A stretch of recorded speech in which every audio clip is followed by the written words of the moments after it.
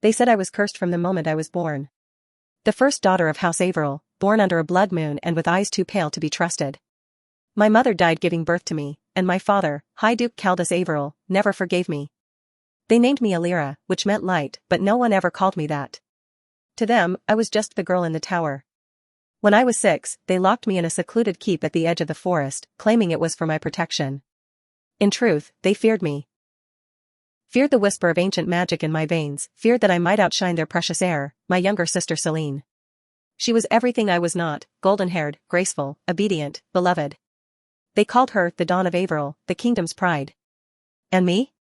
I was the shameful secret they buried beneath stone and silence. But I didn't waste my time weeping. I read every book I could smuggle through the barred window. I taught myself the politics of court, the languages of neighboring realms, and the ancient arts of the old blood, magic that had been outlawed after the last mage rebellion. I studied the stars and memorized battle tactics. I listened to the gossip of guards and servants who thought I was too broken to understand. For years, I planned. Waited. And then it came. The day everything shattered. A war broke out in the east. The king was old and dying. The lords were restless, power-hungry. The heir to the throne was weak and untested. And my sister Selene, the perfect girl, the Dawn of Averill, was captured in a failed diplomatic mission. No ransom was accepted. She was gone. The kingdom panicked. They needed a female heir to marry off, to secure alliances, to preserve their precious bloodline. And suddenly, the girl in the tower was useful. They came for me in the dead of night. My father hadn't aged well. His once proud face sagged with worry and regret, though he'd never admit either. He looked at me like I was a weapon he didn't want to use. "You will take your sister's place," he said. "You will do as you're told." I stepped out of the tower in a threadbare gown, barefoot, unafraid. The sun blinded me for a moment, but I didn't flinch. "I'll take her place," I said. "But I'll do nothing as I'm told." He slapped me, hard enough to split my lip. "You forget yourself." "No," I said calmly. "You forgot me." They tried to train me in court etiquette, but I already knew it. They tried to break me with tutors and etiquette drills and endless lectures, but I played the part. I smiled. I curtsied. I said yes, father, and yes, my lord, until they stopped watching closely. Meanwhile, I studied every noble who came through our gates. I listened to their servants. I bribed the kitchen maids and the stable boys. I learned who was loyal to whom, who feared whom, who had secrets. Then came the engagement. Lord Corwin of the North, a fierce warrior with no heir and no heart for politics. He needed a bride to legitimize his claim to land that the crown wanted. And I was the necessary offering. They thought I would resent him. But when I met him, I didn't see a brute. I saw a man with haunted eyes, with old battle scars, with a sword never far from his reach. He was dangerous. And he hated the court as much as I did. "I don't want a puppet," he said the night we were introduced. "Good," I told him. "Because I don't want a master." We understood each other from that moment. But we weren't allies, not yet. Trust is not given freely in the world I was born into. It must be earned. Or stolen. On the day of the royal ball, I wore red instead of white. They gasped. "That's not the color of a maiden," my aunt hissed. "Exactly," I whispered. "Let them talk. Let them fear. Let them remember that Alira Averill was not a girl easily caged." I danced with ministers and whispered favors into their ears. I watched which lords drank too heavily, which ladies disappeared into dark corners. And when the night ended, I walked away with 4 secrets and a promise of 3 alliances. All without lifting a sword. They thought they could control me. But I had already begun to control them. And I would never go back to that tower again. The weeks that followed were a parade of lies wrapped in silk and gold. I was introduced to the court as a reformed recluse, the rescued sister who had been hidden away for her own safety.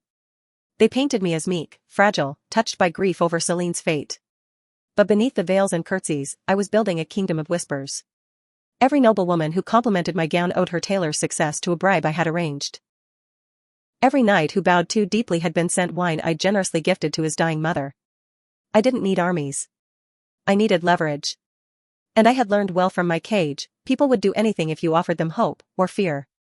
Sometimes both. Lord Corwin watched me with suspicion at first. He was used to women who simpered and obeyed, and I did neither. But I wasn't reckless. I invited him to walk with me in the gardens, where no ears lurked in the hedges. "You hate this place," I said. Why stay? Because someone must keep them from destroying what little good is left, he answered. I looked at his calloused hands, the faint scar beneath his left eye, and realized he was not the brute they feared. He was a soldier forced to become a politician. I was a caged girl forced to become a queen. We understood each other, even if we didn't trust each other yet. Then let's destroy what's rotten, together, I said. He didn't reply.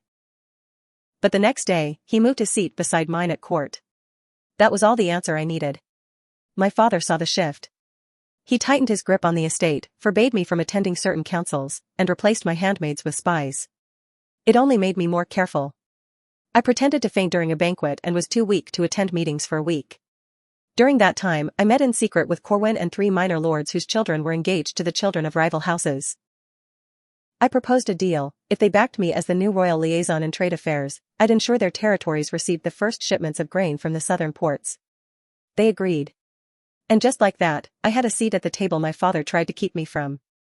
Then the letters started arriving. Anonymous notes slipped beneath my door, written in an elegant hand I didn't recognize. The first simply said, "You're not the only one who remembers the tower." The second, "Be careful who watches you from the shadows." I should have been afraid. But fear was familiar. This was curiosity. The third note came with a lock of golden hair. My sister's hair. My heart stopped. Celine had been captured. That's what they told everyone. But if this was real, if someone had her, or if she had escaped, then everything was about to change. I brought the letter to Corwin. "Someone knows more than we do," I said. He took the note, turned it in his fingers, and then handed me a dagger from beneath his cloak. "Then we don't play defense," he said. "We draw them out." So I announced a masquerade. A grand affair to celebrate the forging of new alliances and to honor the memory of my dear sister. A trap, disguised as sentiment. I invited every noble house, every merchant guild, even the bastard children of the border clans. I made it the event of the year. The mask I wore was made of silver thorns, and I danced with every man who ever doubted me. Corwin stood at my side, silent but watchful. He hated these games, but he played them for me. That night, I caught the eyes of someone watching me from the upper balcony. A man in black, uninvited. I made my move. I excused myself, slipped into the servants' passageways I had memorized long ago, and cut him off near the library. He didn't run. He removed his mask slowly, revealing a face I hadn't seen since childhood. "Mathis," I breathed. "My mother's steward's son. My only friend from the tower. The boy who'd been sent away when we were caught reading forbidden texts." "They didn't kill me," he said. "They just made me disappear." "Why now?" I asked. He reached into his coat and pulled out a blood-stained piece of blue velvet. The hem of a royal dress. "Because your sister isn't dead," he said. "And she's not alone. She's coming back." My world tilted. My plans, all of them, were based on Celine being gone. I was the heir now, the one with leverage. But if she returned, even a whisper of her would unravel everything. And yet, I didn't feel panic. I felt the burn of opportunity. If Celine was truly alive, I would find her. But not to save her. To confront her. Because the girl they locked in the tower was gone. And the woman I had become would decide who deserved the crown. I didn't sleep that night. I sat by the window of my chambers, watching the moon trace its arc across the sky, clutching that scrap of velvet in my hands. My sister's favorite dress had been made from this very fabric. The seamstress wept when it went missing the day Celine was taken. They thought it had burned in the attack, reduced to ash like the caravan that carried her. But this was no ash. This was proof. She was alive. Somewhere. And she was planning something. Mathis gave me a name. A village near the western ridge, one that didn't appear on any recent maps. A ghost town, he said, but there were whispers of travelers there. Outsiders. Foreign warriors. And a woman with golden hair who never spoke but was always watching. I knew better than to charge in blindly. Instead, I called on Corwin. We met before dawn in the armory beneath his estate, where only his most trusted men stood guard. He listened as I explained what Mathis had told me, then crossed his arms, his face unreadable. "If she's alive, the lords will rally around her," he said. "You've gained power only because she was gone." "I know," I replied. "And that's why I need to find her before they do." He studied me for a long moment, then handed me a rolled map. "Take this," he said. "It marks the ridges and hidden paths near the border. You'll need to travel light." "You're not coming?" I asked. His jaw tensed. If I vanish now, they'll suspect something. You need someone here to cover your tracks. I hated that he was right. But I trusted him enough not to argue. We rode out 2 nights later. Just me, Mathis, and a loyal guard disguised as a merchant's apprentice. I left behind my gowns, my titles, even my ring. Elira Averill became no one. It took us 5 days to reach the ridge. The land there was wild, all windswept cliffs and narrow trails choked with mist. And then we found it. The village wasn't abandoned at all. It was quiet, yes, but guarded. Men in foreign armor walked its perimeter. And in the center, behind an old chapel, stood a house with candlelight glowing behind its shuttered windows. Mathis pointed silently. I waited until nightfall.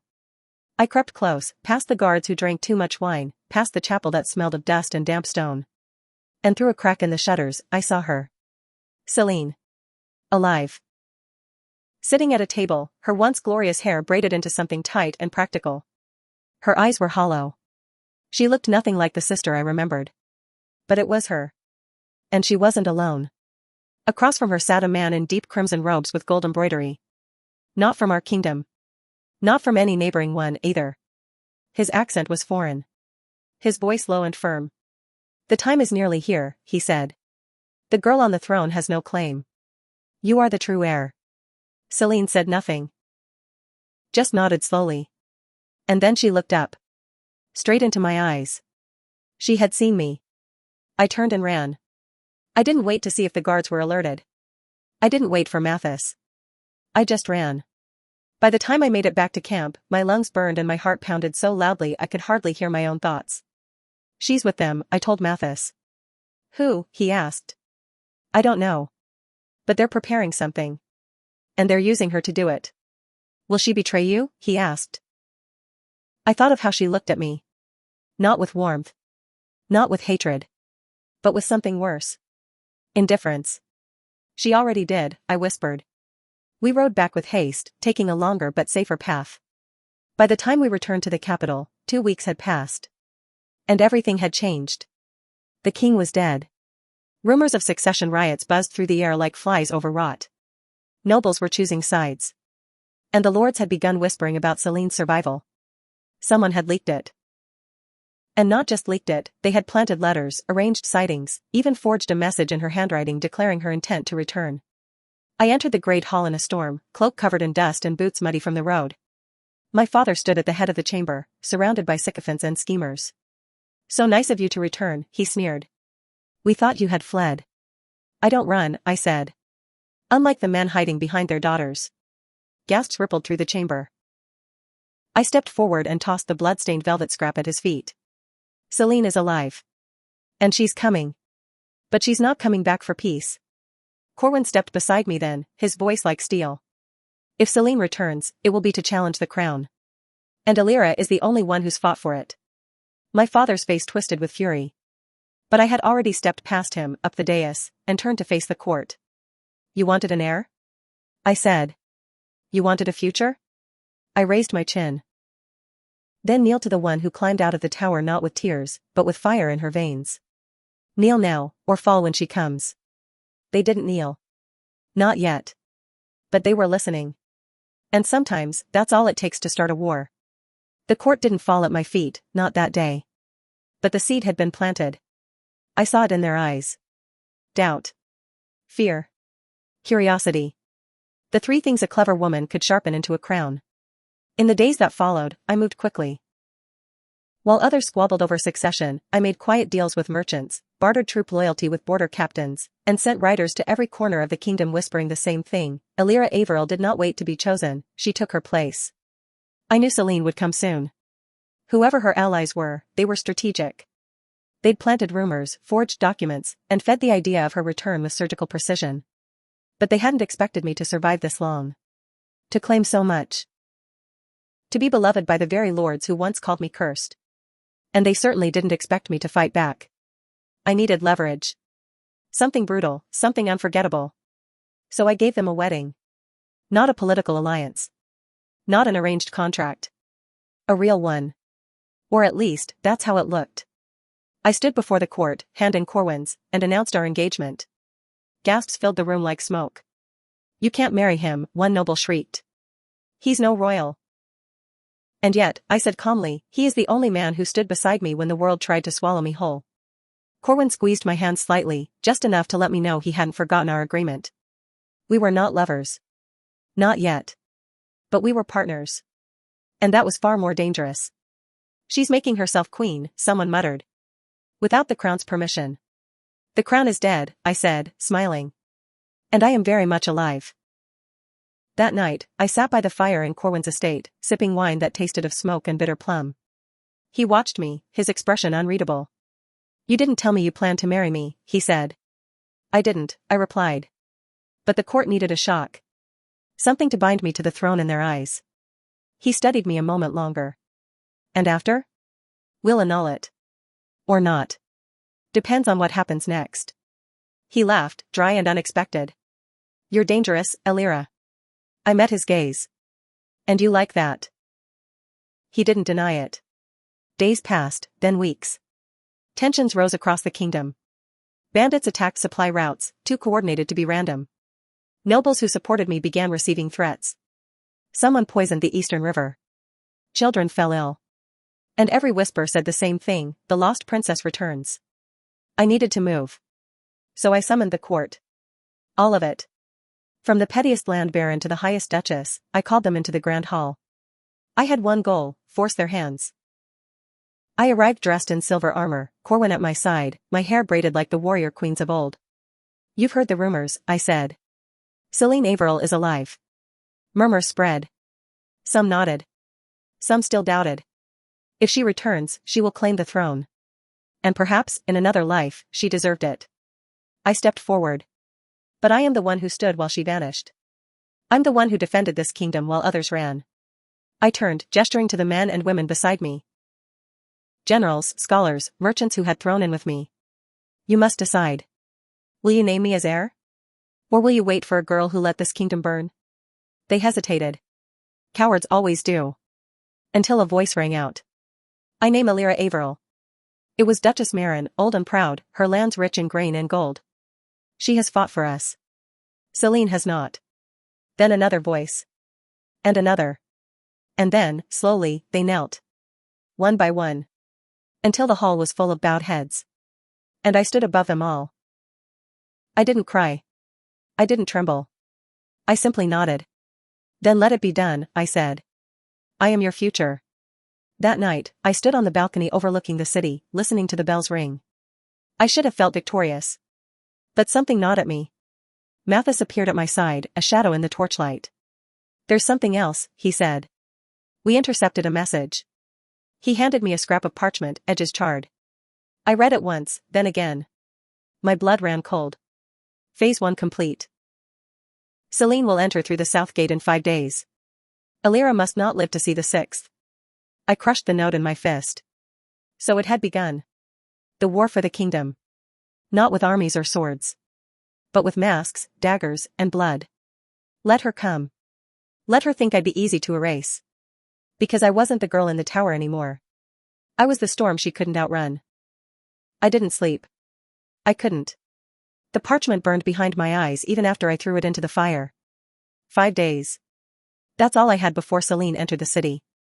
Before the people saw her face and started to wonder if they'd made the wrong choice.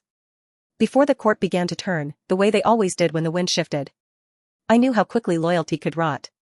I had once been nothing but a forgotten daughter, yet now they bowed to me.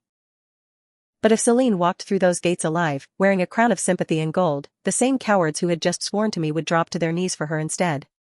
And if they didn't, her allies would make sure I didn't survive long enough to see it happen. The court would be the first battlefield. And I wouldn't fight it alone. I summoned Corwin, Mathis, and the few nobles I knew would bleed for me, not because they loved me, but because they feared a future without me. I told them the truth. Selene is alive. And she's marching toward the city. If she reaches the gates and the people see her, the entire court may turn. Corwin's eyes burned with fury. Then we intercept her before she arrives. Mathis was more cautious. If we attack first, it will look like you're trying to silence the rightful heir. Then we don't attack, I said. We expose. I sent writers that night. Not soldiers, but poets, minstrels, traveling merchants who owed me favors. They carried only stories. Tales of the lost princess who lived in hiding while her kingdom bled. Whispers of her allies, foreign sorcerers, poisoners, and the exiled lords who once betrayed the crown. Rumors are sharper than steel. And mine were dipped in truth. Then I turned to the south gate. It was a relic from an older era, rarely used, poorly guarded. The perfect entrance for someone hoping to slip in without a parade. I stationed my people there. Not in uniform. Not armed. But watching. Listening. Preparing. On the fourth day, just before dusk, a runner arrived. "She's been spotted," he said. "Riding with a caravan, dressed as a healer." My heart stopped. Healers were revered. Untouchable. No guard would question one. No townsfolk would deny them entry. She was smart. I'd give her that. But I was smarter. I took no entourage. Just Mathis and a single guard in plain clothing. We rode to the southern gate on horseback, cloaks drawn. I watched from the shadows as the caravan approached. Simple wagons, covered in canvas. A few oxen. Nothing remarkable. Except the woman who rode at the front, hood drawn low, hands folded neatly on her lap. I knew that stillness. That perfect posture. Even after all these years, Celine moved like royalty. I stepped into the road. The caravan slowed. Her eyes met mine from across the dust. No words. Just recognition. The kind that lives in your blood, even after time and betrayal. She dismounted slowly, gracefully, as if we were meeting in a ballroom and not a battlefield. "Elira," she said, voice soft. "Sister." "Don't," I said coldly. "You lost the right to call me that when you disappeared and left me to rot in your shadow." "I didn't disappear," she replied. "I was taken. You know that." "Do I?" I tilted my head. "Because from where I stood, you were a ghost who never fought to be found." Her lips tightened. "I'm here now. I came back." "You came to take what isn't yours anymore." She stepped closer. "It was never yours." I almost laughed. "Then why do you look afraid?" Behind her, the guards shifted. I spotted the glint of gold under one of their robes. Foreign armor. Just like I'd been warned. "You brought outsiders to claim our throne," I said. "Do you even remember how to speak to your people?" She looked at me, eyes narrowed. "You've changed." "No," I said. "I've become who I always had to be." She sighed. "We don't have to do this." "But we will," I said. "Because you didn't return to share. You returned to conquer. And I won't let you." With that, I turned and rode back to the city. I didn't need to kill her on that road. Not yet. I needed the court to see what I saw. A girl in healer's robes, hiding an army. A sister who didn't come back with love. She came back with ambition. The next morning, I ordered the gates opened. Let her come in. Let her try to play the innocent. Because now the city was mine. And if she wanted the crown, she'd have to take it from my cold, unyielding hands. Celine entered the city at noon. Not in secret, not as a captive, not even as the meek shadow I'd once known. She arrived in white, her golden hair braided with silver ribbon, her hands held high in peace. Behind her rode a caravan of soldiers dressed as guardsmen, but their boots bore the dust of faraway lands. The people gathered, as I knew they would. Curiosity was the lifeblood of the court, and the scent of drama had summoned even the most reclusive nobles from their velvet-lined tombs. I watched from the palace balcony as she stepped through the gates like a returning saint. Some bowed. Some wept. Some whispered, "She's come to heal us." And in that moment, I realized she had not returned to fight. Not with swords. She had come to take everything by appearing as the better queen. The sweeter one. The one who forgives. But I knew better. I had seen her eyes on that road. She didn't come back to heal. She came back to replace me. Corwin stood beside me, arms crossed. "They'll worship her by sundown if we don't act." "We don't need to act," I said. "She's already playing her hand. All I have to do is flip it over for everyone to see." I summoned the court that evening. A feast, in her honor. That's what I called it. "Let us welcome our sister back," I said. "Let us show the people we are one house." The invitation was carefully worded. A public embrace. One she couldn't refuse without looking cruel. I wore black that night. A dress lined with onyx beads and a neckline sharp enough to cut. Celine arrived in pale blue, floating through the palace like a ghost made flesh. The court split down the middle. Some stood for her. Others hesitated. She bowed to me. I extended my hand. And we played the part of sisters. Wine flowed. Music played. And then came the moment. I stood, raising a goblet. To Celine, I said. Returned to us by fate, or perhaps by design. Polite laughter. Celine smiled. And to Alira, she said, lifting her own cup. The sister who stood tall in my absence. I stepped closer. Absence is a strange word, isn't it? Some say taken. Others say vanished. But you were never found, were you? Her eyes flickered. I was held beyond your reach. And yet, I said, taking her hand gently, you came back with foreign guards and a caravan full of goods from the east. Curious, isn't it? Whispers began. The room tensed. Is this a welcome or an inquisition? She asked sweetly. Why not both? I smiled. Let's not forget the last letter father received from your captors demanded a ransom. And now you return with no chains, no injuries, and a new alliance with strangers who speak our tongue like spies. Her jaw tightened. You're twisting it. I'm revealing it. I let go of her hand. You came back not as a daughter of Averill, but as a weapon of those who tried to conquer us once before. Gasps rang out. One of the older lords stood. Is this true, Princess Celine? She faced them, calm and poised. I was taken. I survived. I aligned with those who offered sanctuary when my own people gave me up for dead. Did they offer sanctuary, or strategy? I asked.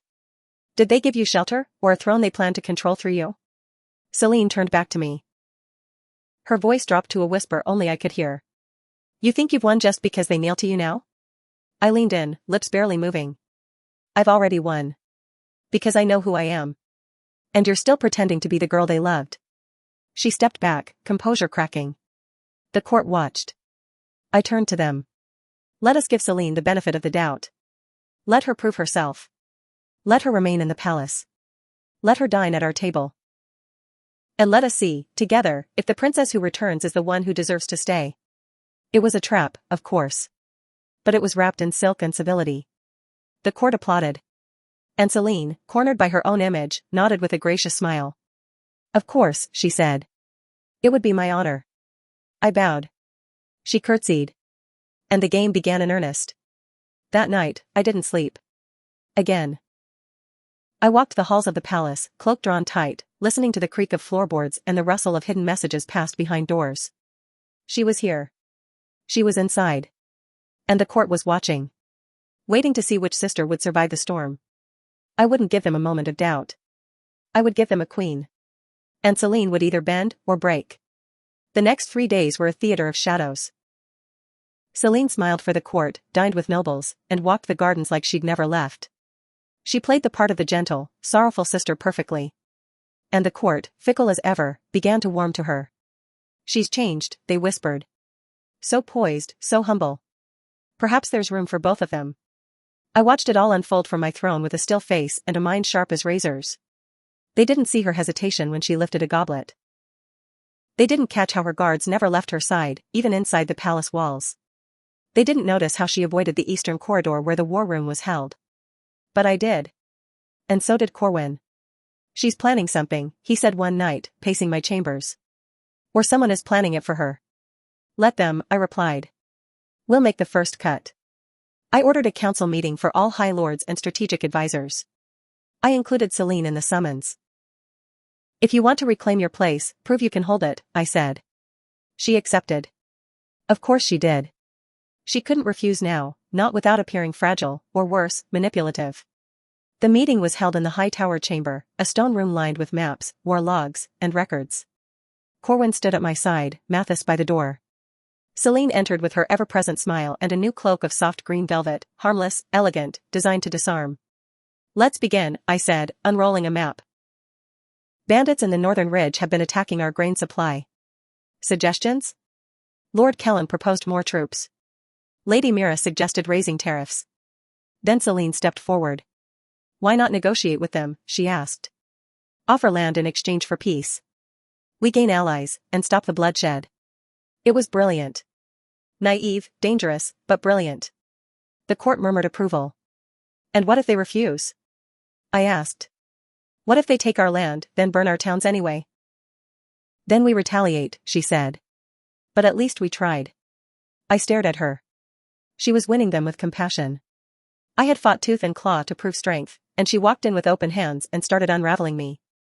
You speak of mercy now, I said. But where was this mercy when our borders bled and you were gone? Silence. She looked at me, gaze cold. I was surviving. You call it hiding. I call it strategy. Then let's test it, I said. I'll send you north. Alone. Speak to the bandits. Negotiate peace. She didn't flinch. Done. The room exhaled. I had called her bluff, and she didn't blink. That night, I sat in the chapel. Alone. I stared at the candles until my eyes burned. I had pushed her into danger, but it felt wrong. Not because she was my sister, but because she wanted me to push her. She wanted to go north. And I had just opened the door. You're overthinking again, Corwin said, appearing behind me. I didn't turn.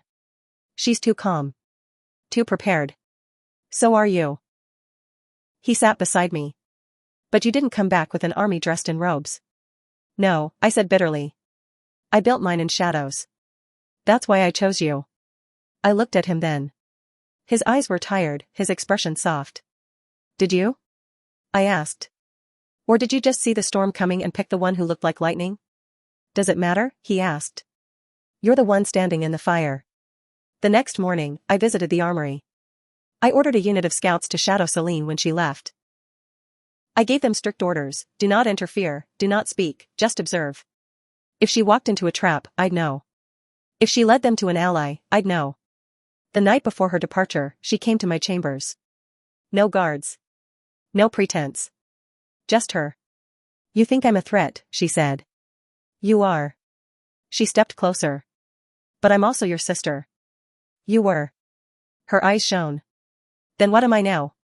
I held her gaze. A rival. She nodded slowly. Then may the best one win. I already did. Then why do you look afraid? And just like that, she was gone. The next morning, she rode out under the rising sun. And I was left behind in a palace full of watching eyes and shifting loyalties. The question wasn't whether she'd survive. The question was whether she was leading me into something I wouldn't. Celine was gone for 4 days. Long enough for rumors to bloom like rot. Some said she had already made peace with the bandits. Others claimed she was taken again, that she had vanished into the woods like before. I knew better. Celine didn't vanish. She waited. She let people imagine her as a symbol, not a person. While she was gone, the court's mood shifted like a tide. Nobles who once stood firmly by me now smiled too widely when my back was turned. I caught 2 of my own advisors exchanging letters bearing the seal of an Eastern clan, one known to have allied with Celine's protectors. I dismissed them immediately. But damage, once done, spreads. I summoned Corwin and Mathis to the war chamber. We need to act, I said. If she returns with their loyalty, I lose the crown.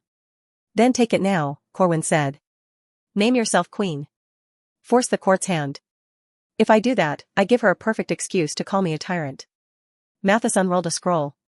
There's another way.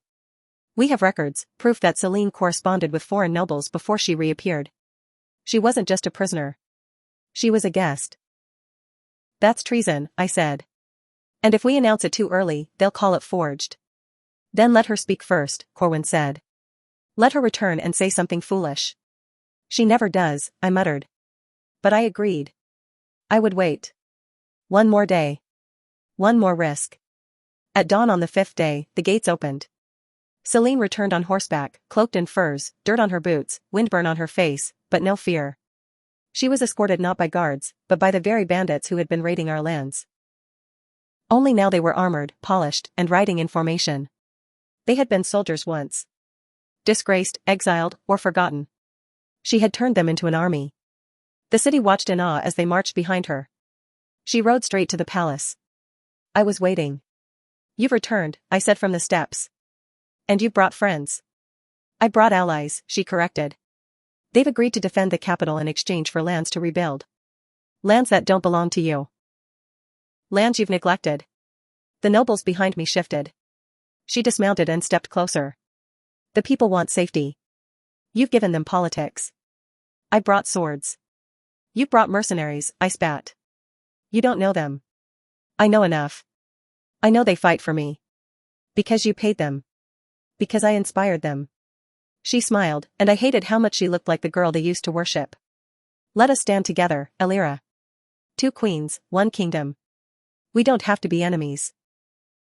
You mean you don't have to lose, I said. Because if you thought you could win, you wouldn't be offering peace.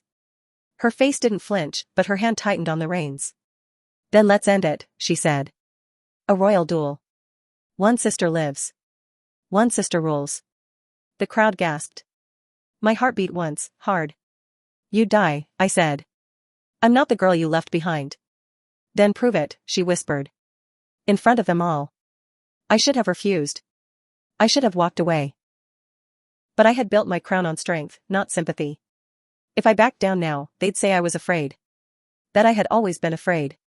So I said the words I could never take back. Tomorrow. At dawn. 1 queen will rise. That night, I didn't sleep. I stood in the armory with Corwin as he tightened my armor. She'll fight dirty, he said. So will I. You're sure about this? I was born in a tower.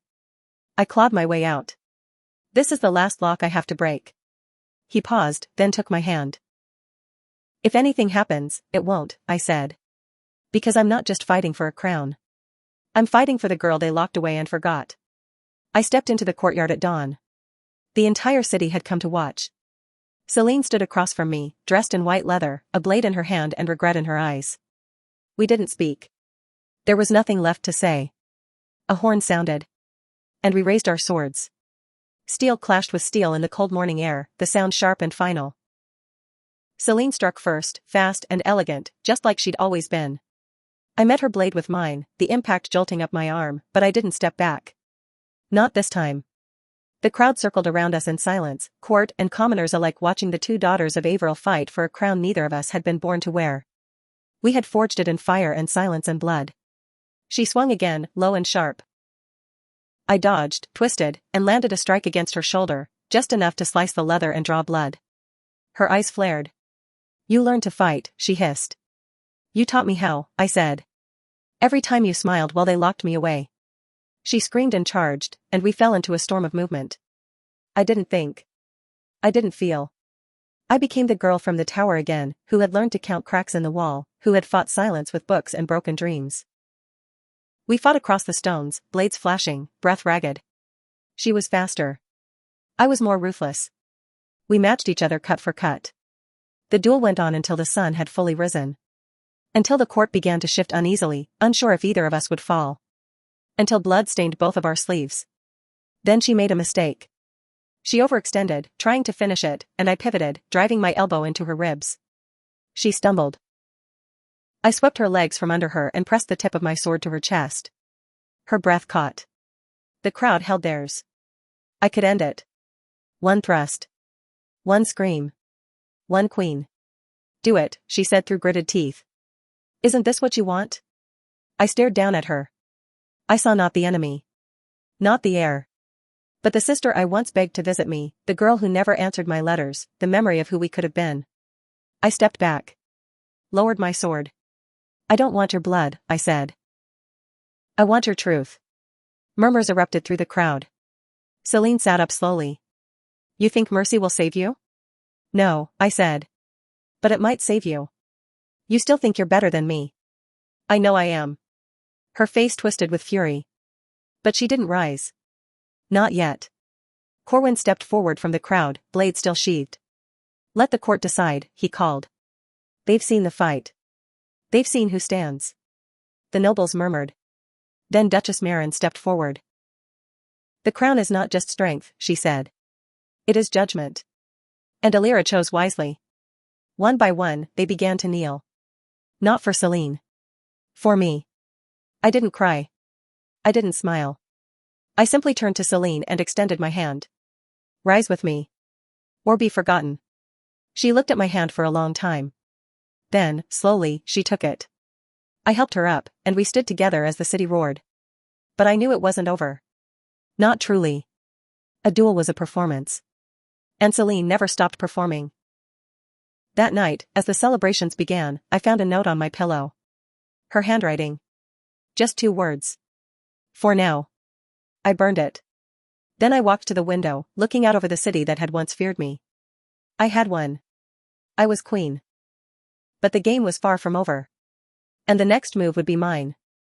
The coronation took place 3 days later beneath a sky so clear it felt like fate. Bells rang from every tower, flowers were thrown from balconies, and the square overflowed with nobles and citizens alike. They cheered my name. Elira. Queen Elira of House Averill. The girl they once locked away now stood above them all, draped in velvet black and crowned with gold. I felt none of the fear they had tried to beat into me as a child. I felt power. Real, earned power. But I also felt eyes watching me too closely. Celine stood behind me, dressed in white, playing the part of loyal sister. She smiled when I was crowned. She bowed when the lords pledged fealty. But her eyes never left the throne.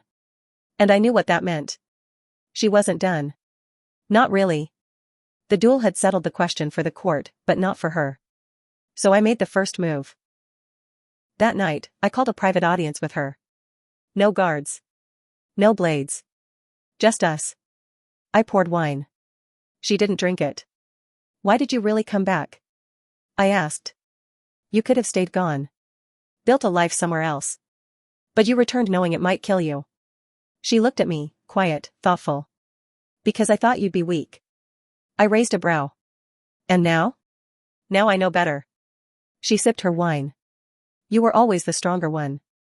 I just didn't want to see it. And what do you want now? She looked at the fire. A place beside you. Not behind you. Not beneath you. I can't trust you, I said.